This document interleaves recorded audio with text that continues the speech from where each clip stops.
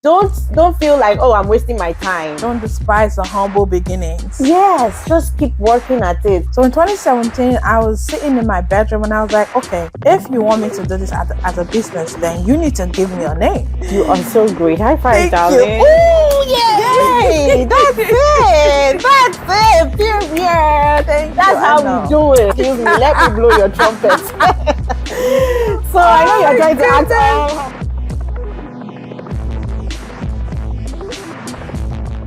Hey, my people, you're welcome to the show that is all about you. This is your moment with Abigail. Here we put the spotlight on people, groups, and organizations from all over the world that are doing amazing stuff. So let me ask you, how are you doing today? The correct answer is, I am the greatest today. Yes, I said it. I am the greatest today. Go ahead and write that in the comments below, and remember to subscribe to this channel because this is where you need to be. This is where we celebrate greatness. Grab your water, grab your juice, whatever you want, because this show is going to get you hooked to your screen.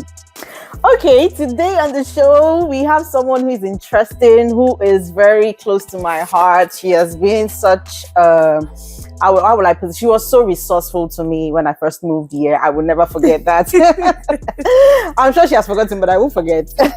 Yeah, so when I moved to New Jersey, you were such a beautiful person. I called you several times, even on some days that was not necessary, and you were open to receive my calls. I appreciate that. So why would I not have you on my show? But not just for that reason, but also because she's doing amazing stuff. She's a business owner. She is a blogger. She works with young ladies, discover their talents, their great gifts. And that's her name is, let me just go straight and just tell you, her name is Adeola Oladele. I'm sorry. It's all right. Don't mind me. I almost froze there. Okay. Hi, thank you so much for having me. Wow. Nice to meet you. Thank you. Here. It's wonderful to be here. Thank you so much for, I don't know, counting me worthy, I guess. For me, anyone who is doing something, that is worth recognition should be on my show. And I looked at you, I saw how much work you do, how committed you are to what you do. I mean, you've planned most of the most talked about weddings in New Jersey. Hello, excuse me, let me blow your trumpet. So I know you're trying to act all humble and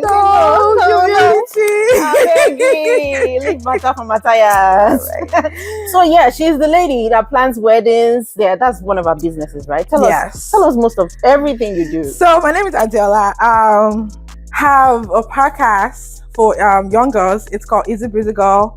I plan weddings, WSBER Events on Instagram. Follow us. Check out that page. Also an about to be published author. Wow. It's like I think I can boldly say that I am stepping into everything that I've always wanted to do growing up, which is why sometimes when people are saying I'm doing things, I'm very shy, like, I don't know.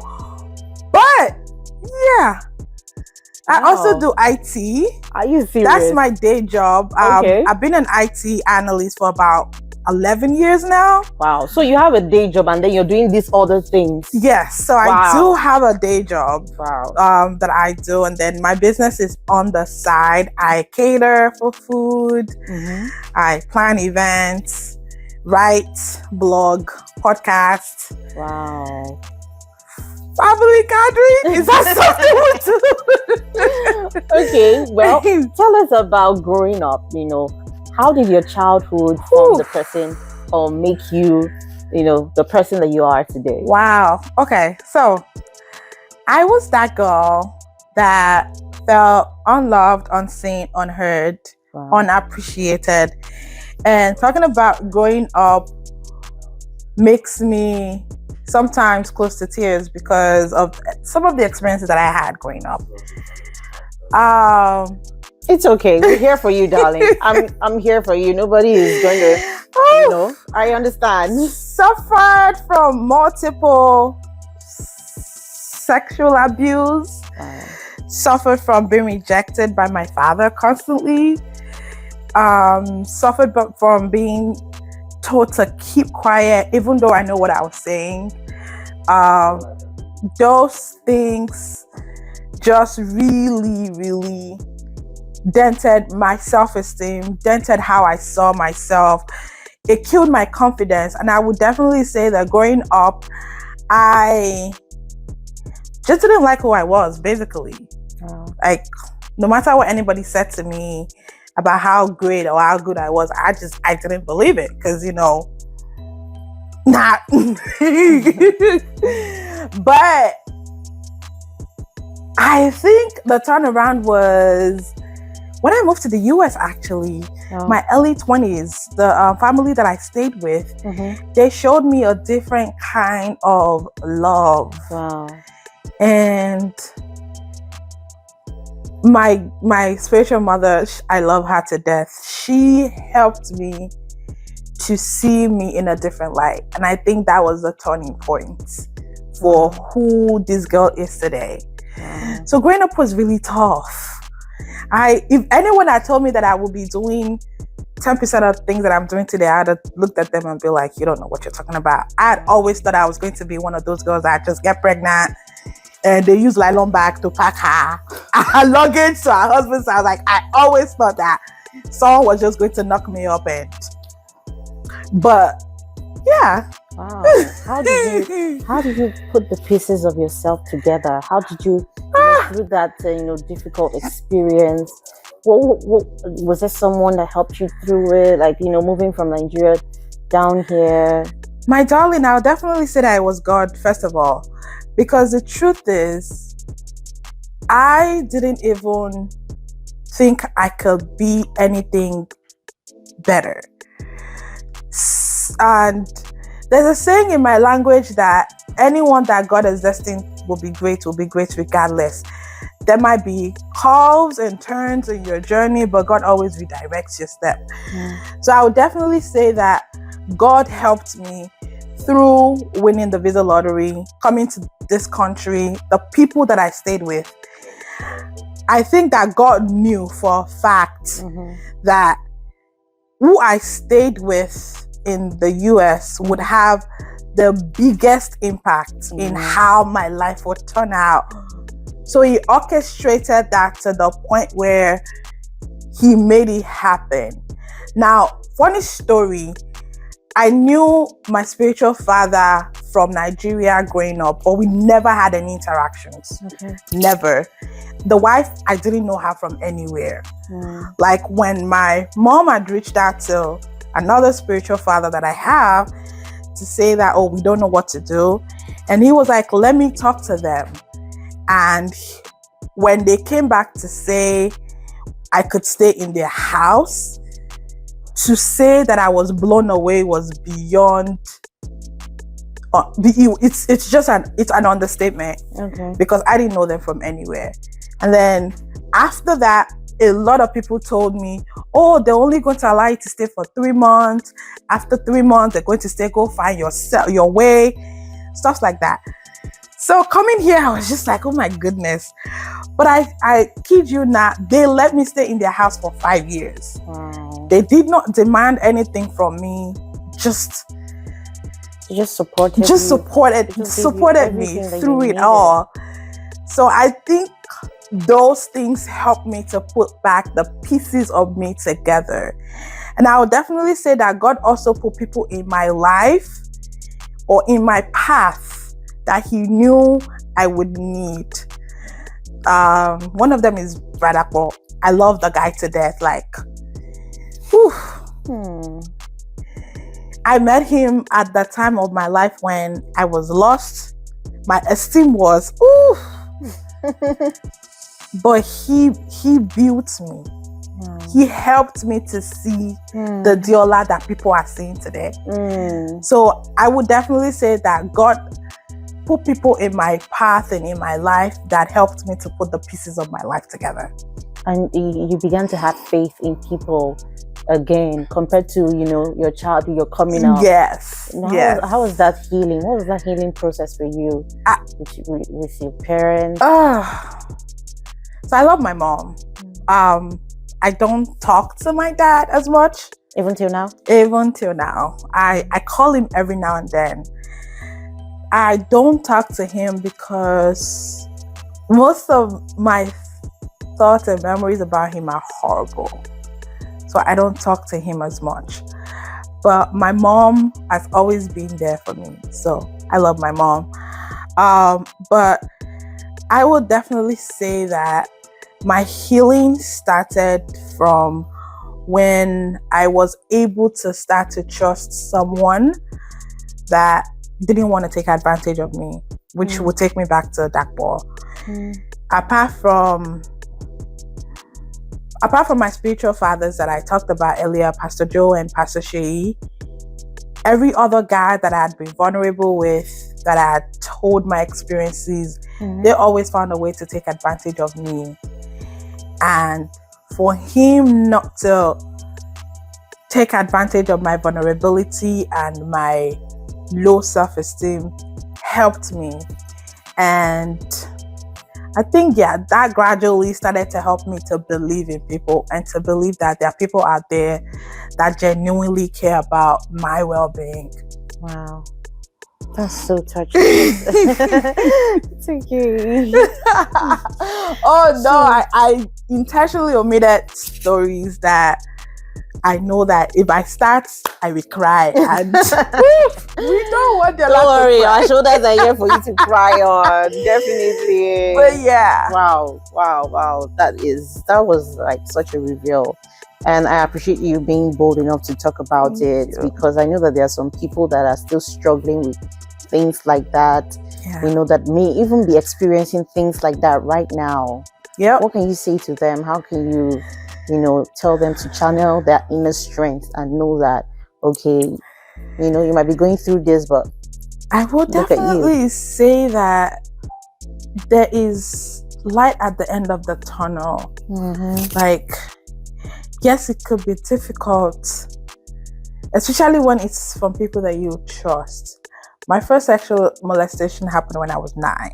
Oh. Never said that public before. Oof. Wow. And that had a huge effect on my approach to life. But I want to say that the moment you look beyond that situation, the moment you're able to look beyond the person that molested you or that is molesting you, you start to see yourself in a different light. For the years that I fixated on being the victim, that I fixated on me being the person that everybody hated, me being the person that nobody wanted, me being the person that was rejected, for all the years that I fixated on that, I remained that. Wow. I remained the victim. I remained the person that was not bold enough to talk in the public. But the moment I stopped seeing myself as a victim, I was able to get out of that funk. I was able to start seeing myself better than my experiences. So my word definitely for anyone that is going through any form of abuse or molestation right now, or you've gone through it and you don't know how to get out, is see yourself beyond that. Because the person that abused you or molested you, they did not know who you were supposed to be in the future. If they did, they wouldn't have messed with you. Wow, that's powerful. That's really powerful. Just don't, I like the way you put it. I don't know, it just resonates with me in a different way. But thank you so much for sharing that. So I guess, that's one of the reasons why I believe you work with this young girls, Easy Breezy. Tell us about that and how that has been, that journey so far has helped you to, completely heal and also see how you're impacting the lives of these young ladies that you talk to. So Easy Breezy Girl podcast started February of 2022. And it was a podcast after my heart because I've always wanted to have an avenue to reach out to young girls who are suffering from whatever it is that I've suffered from, who's experiencing it right now. So when Easy Breezy Girl came, it was like a release. It was like, now this broken girl can help other broken girls to heal and to grow. And I thank God for that platform and how much that platform has not just helped me, but other young girls. And I think that when I look back and when I look at now, the amount of lives that has been influenced through that podcast. And we also started Easy Breezy Girl Night every third Friday of the month. Oh, okay. The amount of lives that has been touched through that avenue, it just gives me joy. And I think it also helps with the healing, because knowing that I'm saving a young girl from going through what I went through, or maybe you've gone through what I went through, but you're not taking as long as I did to heal. Now you have another voice that you can resonate with. I think that just gives me this indescribable joy. Yeah. I feel it. So you guys meet on Thursdays? We meet every third Friday. Oh, third Friday. Okay. And you kind of do, what kind of activities do you do? We have conversations. So we always have a topic that we talk about every month. And then they ask questions, I provide answers. And sometimes we do fun activities like vision board. There was a time that we made candles. There was a time that we built flowers. There was a time that we built a gingerbread house. It's just always one fun activity after the other. Like, it's just always fun. Wow. That's cool. And I believe that those girls, you know, if they're watching us right now, they'll be glad to have you in their life. I would say that I'm glad to have them in my life. I'm glad to have them in my life, because sometimes they call me and they're like, oh my goodness, Auntie Adeola, what you said the other day, it happened today. And funny story, one of them, I was taking one of them to, I can't remember where we're going. And she was like, one of my friends came to me, she was struggling, just the way I was struggling. And I said to her exactly what you said to me. Wow. And I was like, oh my God, I'm so proud of, like, moments like that just makes me feel like you're doing something right. Just keep doing it. And it shows how much the younger ones need an example to, you know, to follow, to emulate. Definitely. They just need that person to look up to, because right now, these days, we don't have so much of that, you know. We really don't. With the social media, everybody has different things to say, and trust me, it's not the right example to follow. Really not. You know, I'm not trying to speak against anyone, but yeah, we need to be able to make good examples for these children to be able to follow. Because if you don't make these good examples for them to see, they will definitely follow the other examples, which we don't want them to. Wow, this is good. Okay, so tell us, let me just talk about you. You said you're going to write a book, or you're already writing a book. You're already working on a book, and it's about to come out. Tell us about that. So the title of the book is Road to Self. We're looking to launch sometimes in April or maybe May. So the book was birthed from, again, all my experiences and the things that I personally have to battle with. Every chapter in that book was birthed from something that I have dealt with. And I felt like when I was writing the book, I was talking to me more than I was talking to other girls. And I do hope that for every life that picks the book, you feel the emotions in the book, and the book also blesses you. So the title is Road to Self. Road to Self. It's basically about discovering your true self in the midst of all of the chaos, in the midst of all of the abuse, the misuse, the molestation. Just finding your true self, finding who God originally created you to be.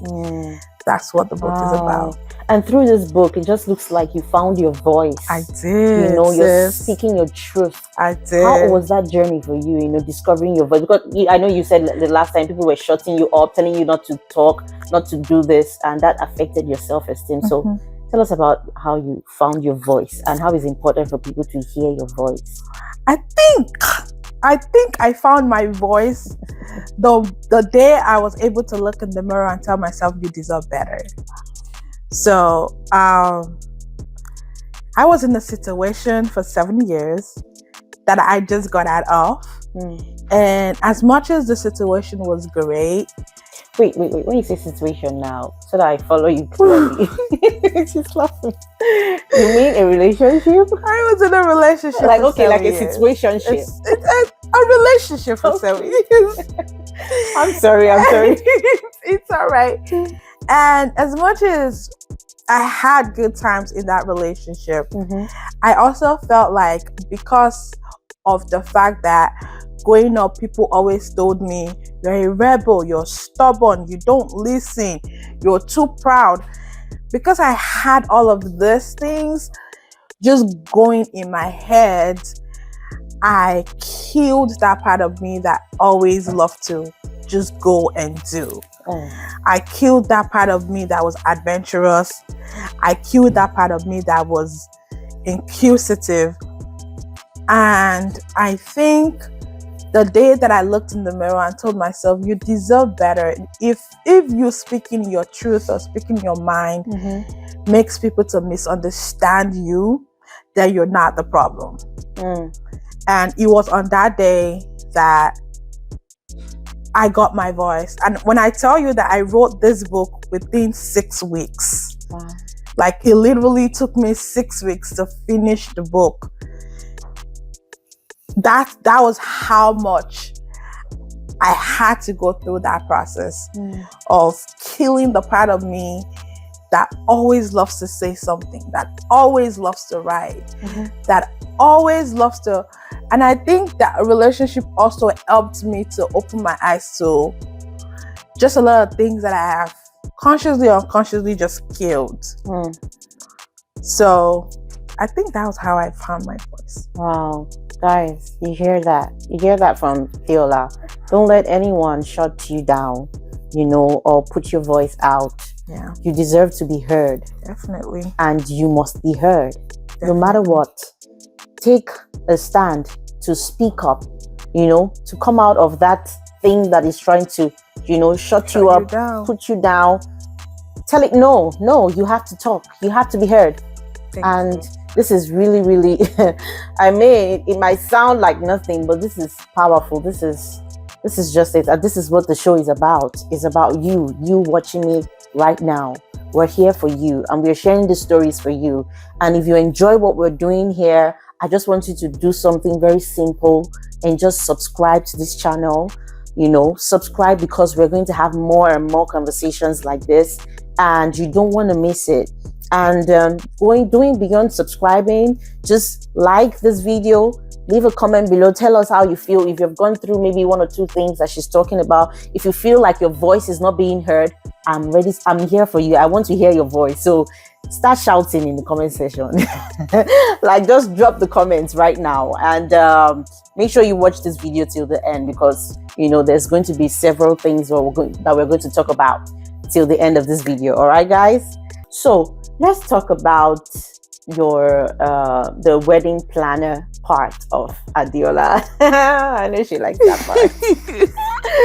Yeah, so like I see the works you do. I'm like, no, Adeola, when I'm having my wedding the second time, you're like, go to plan my wedding. I'm here for you. Wow, how did that start for you? So I actually planned my friend's wedding in 2023. And that was how I actually had the idea for planning event. Okay. But even before 2013, I said 2023, 2013. Okay. But before that, I just had the flair of putting things together. And now thinking back, I remember back in Nigeria, I always loved to cook and invite people, play music, and just have them come to eat. Wow, and they have a good experience. Yeah, even when there's nothing to celebrate, I just always loved it. And then in church, when we have an event, I'm at the forefront. I'm doing everything. I'm part of decoration. I'm helping to make sure everything, on the day off, I'm running up and down, making sure that the program is going perfectly. And it came naturally to you. It just came naturally. So one day, Pastor Kate actually walked up to me and said, have you thought about turning this thing into a business? You will be successful. And I just looked at her and I was like, no, I just love to do it. Like, I don't want to make it into a business. She was like, oh, my dear, you make money. So and then I planned my friend's wedding in 2013. And after that, I was like, you can do this. So after that, I started planning event, but I still even hadn't registered my business or anything like that. But in 2017, I was like, okay, you know what? Maybe start doing this thing as a business. I was like, okay, like you were not doing it as a business. You were not charging. No, I wasn't charging. I was just planning for my friends. Okay. I was just doing it for. My friend has a wedding. I'm on the forefront. Like, that was all I was doing. Okay. So in 2017, I was sitting in my bedroom and I was like, okay, if you want me to do this as a business, then you need to give me a name. This is me having a conversation with God. Oh, okay. And then he was like, oh yeah, WSBER. I'm like, what? Spell it. And then he says WSBER. I'm like, WSBER? What does that even mean? And he said, weddings, showers, birthdays, engagement, renewals. I was like, wow! I just went with it. So that was when I just was like, all right, got it. So that's how I started my wedding planning business. Wow. And then your experience from planning for free was what paid off, right? Yes. I mean, you took your experience from that, you put it into your business, you made it official, you registered your company, and now you sent out flyers. I mean, you talked to people, and now now we're charging the bank. Now we are getting paid. I was getting to that point. I wanted to understand that this was the journey. Because sometimes you might be doing something, you're not getting paid. Don't feel like, oh, I'm wasting my time. Don't despise the humble beginnings. Yes, just keep working at it. Because a lot of young people these days, they're just all about pay me money. Yeah. But then you have to grow. You have to start from somewhere. People need to be able to depend on you, trust you. And you build that by having the experience. You fail here, you learn here, and then soon you're successful. Before you know it. Wow. Yeah, me too. I'll become celebrity planner. Oh, you know what I'm saying? Yes. How do you work with this couples when you're planning weddings? How do you identify their needs? Because I imagine it's always crazy. They always have different kinds of ideas and imaginations. How do you put it all together? Like, I think it comes with experience. It comes with knowing what you're doing. So at this point, I'm in my wedding planning business. I've known how to communicate to my client that, yes, I know this is what you want, but this are the pros, these are the cons. And this is what is best. What you think is best. I'm going to do, it's ultimately your decision. But you should know, if you go this way, this is what is going to happen. This is what I think we should do. But if you want to go the other way, just know if this happens, I said it from the beginning. But I feel like it comes from having worked with different couples and knowing that most times it's the same thing that just comes in different ways.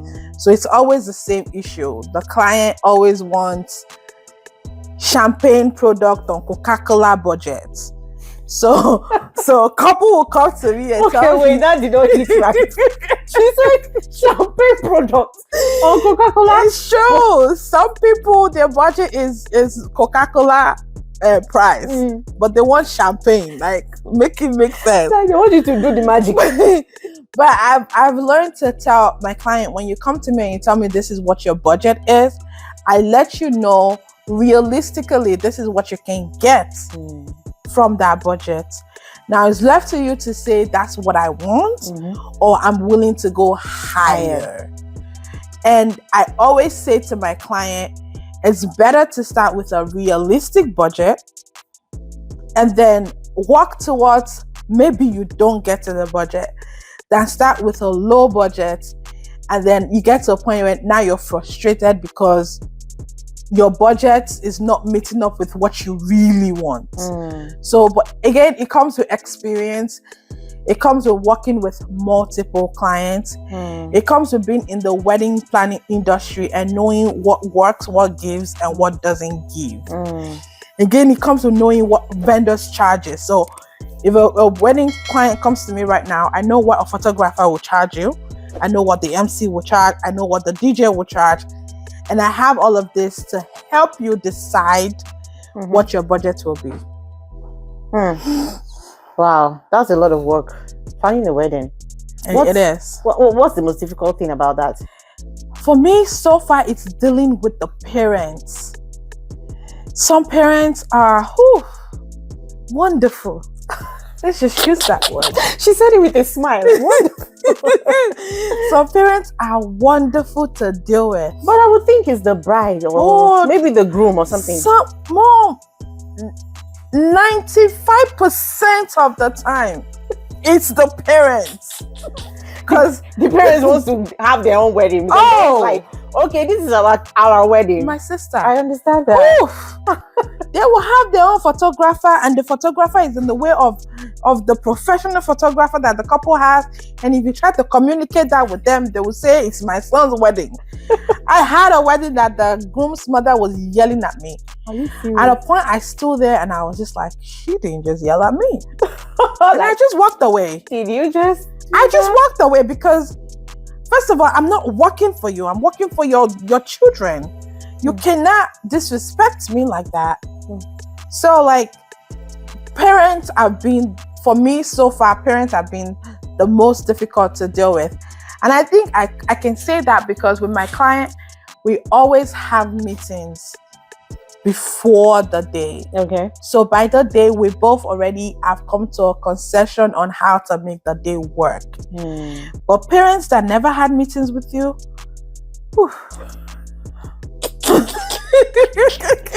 amazing. I don't envy you right now. I don't even want to be in your shoes. How do you deal? Oh my God. No, it's just knowing that my end result is to see my couple happy. Yeah. As long as my couple is happy, that's all that matters, honestly. You know, this show is about sharing stories to inspire you, to encourage you. That's why I put together, or I put aside, this little moment where we're going to share wise word in caption. It's from the conversation so far, what our guest has been saying. So, guys, check out the wise word in caption. Adeola, I must say, like, you dropped some unexpected bombs on me right now. And I was like, wow, this is hot gist. Again, let's go back to something you said. Rewind.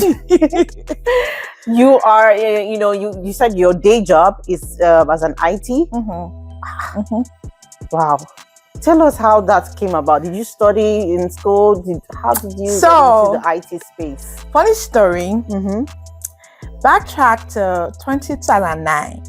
I gained admission to study something and foreign language something. She said something. I can't remember. I used to remember history. Okay. History and foreign language. Don't forget your history. Don't forget it. So, but I gained admission into the university, and then I won the visa lottery, I think maybe a year later. So I couldn't even finish my university. That's in Nigeria? In Nigeria. Okay. So I came here without a degree. Wow.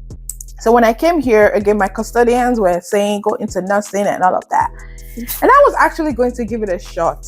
But me, I know that nursing is not my calling. Like I also know that too. Not. I don't know, somehow there's just this drive to push everybody to nursing. No, because the truth is, I think the reason is because if you're a nurse, there's always a job for nurse. Yeah, it's tempting. Yeah, and your job is secured, money is sure for you. And it's a tempting comfort zone for a lot of people. Guys, don't fall into it. I need to tell you, do not find your own way. Yes, you must not do what everybody is doing, and we need to point it out. It's find your own way, because if you go into something that wasn't your calling, you'll be frustrated. The funny thing is, even from Nigeria, 3 or 4 people that knew I was coming to the US had called me and said, "Oh, when you get there, go and do nursing, It's nursing that is making money, So I got it in my head that maybe do nursing.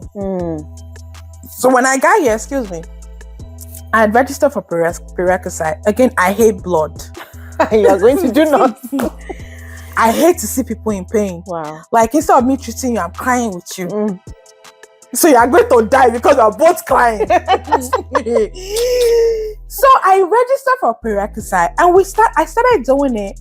And I think something said, why are you wasting your time? What are you doing What here? are you doing here?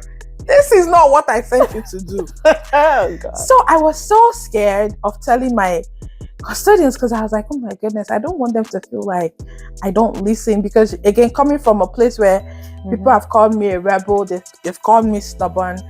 So I was so scared of going to them to tell them I don't want to be a nurse, because I don't want them to see me as ungrateful. I don't want them to see me as we're only trying to help you. So I was taking the prerequisite. I think I took it for like 3 months. But there was this guy that used to go to our church before. His name is Fela. He did Epic then. And he was like, I'm going to teach you guys for so amount. You can pay me instrumentally. Okay. So I started to take the Epic class. Okay.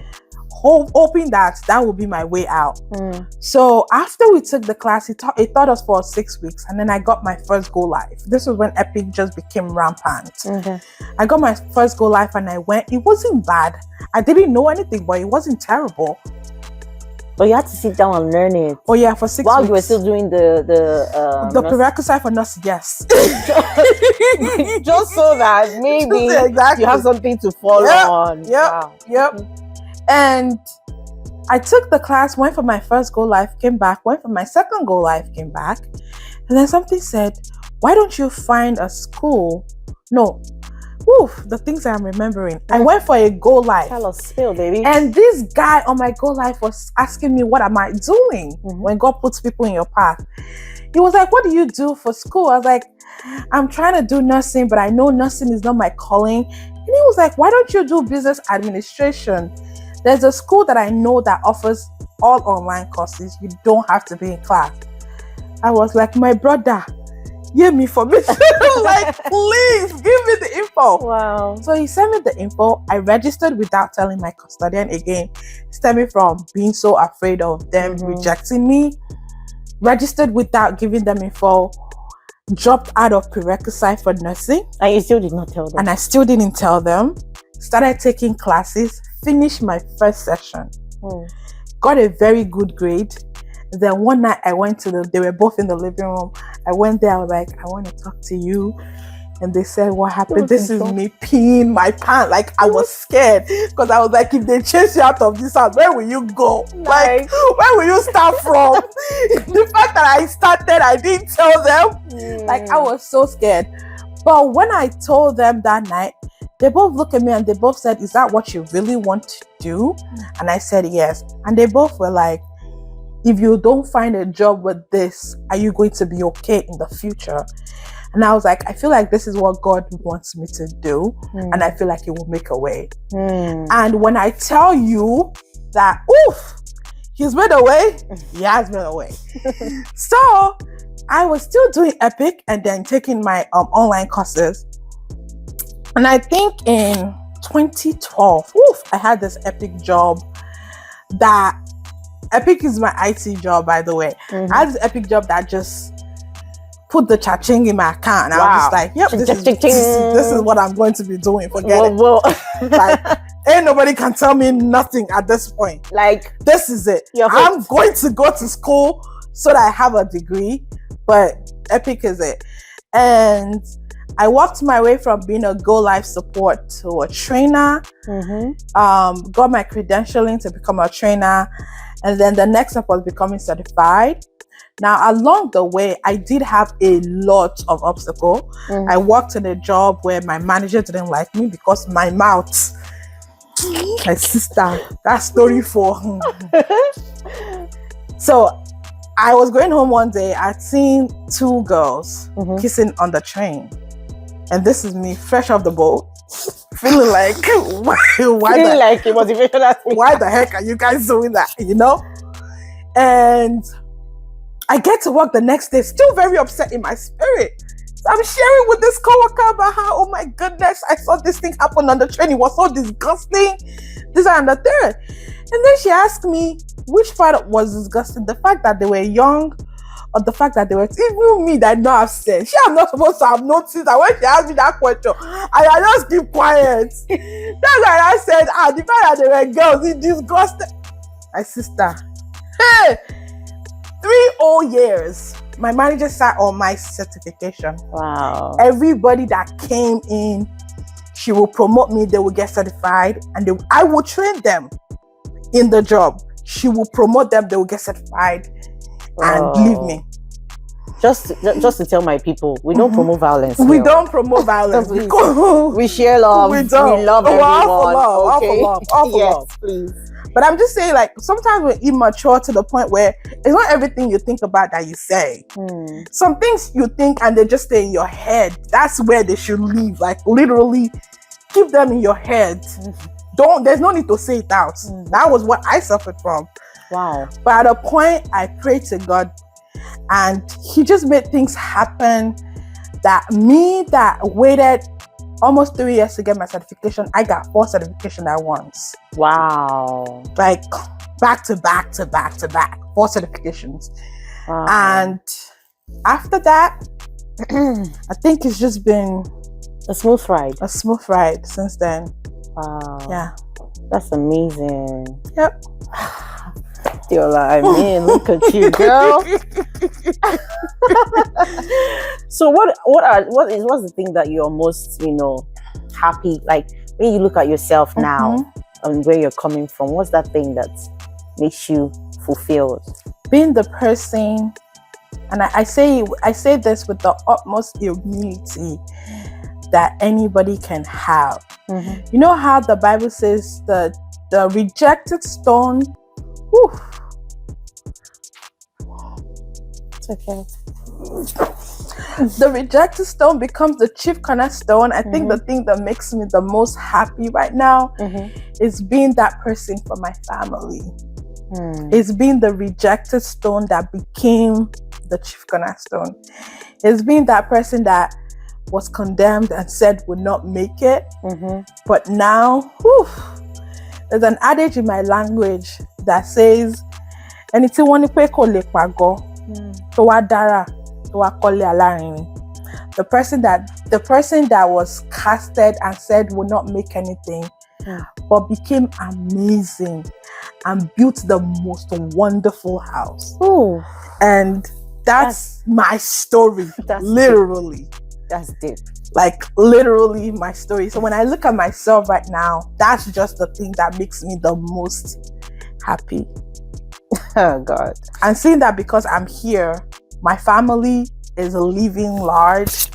My family is enjoying that breakthrough. That makes me the most happy. Wow, that's deep. Yeah. Wow, that's intense and beautiful at the same time. That's deep, that's intense, that's beautiful.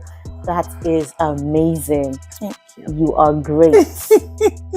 You are so great. High five, darling. Oh, yay! That's it. That's it. Period. Thank That's you. how we do it. As in, Wow, girl, I love your energy. I love everything you're bringing to the table. Fantastic talking to you. And I believe my viewers think the same way too. Guys, it was amazing. You must agree with us. And this is why this show must go on. And we can't do it without you. So please kindly subscribe to this channel. Hit the subscribe button right now. Like, share, comment. Okay, babes, Adeola, if you want to, I think you should let people know how they can connect with you, how they can reach you in case they need your service. If they want to get your book when it's finally out, please just let us know. So for my wedding planning business, the page is WSBER Events. That's what we plan anywhere in the world, right? Yeah, you plan in the United States, in the United States, outside the United States. We do destination weddings, anything. Cool. For my book page is Adeola's Diary _. Okay. We got to when the book is going to come out. We don't have a specific date yet, but if you go to adeolasdiary.com, you get information as we progress on that. My personal page is Adura Adeola. It's a mixture of my two names, Adura Agbemi and Adeola. Okay. We're going to put that on the screen for you guys to see so that you can connect with Adeola and you can ask her anything, any question that you need. Thank you so much. Thank you for having me. This was amazing. Oh, I'm glad. You enjoyed it. I did. Okay, guys, till we'll come again your way, please remember to let your voices be heard. And of course, share this video. Share it right now. Thank you. Mwah. Love you. See you next time.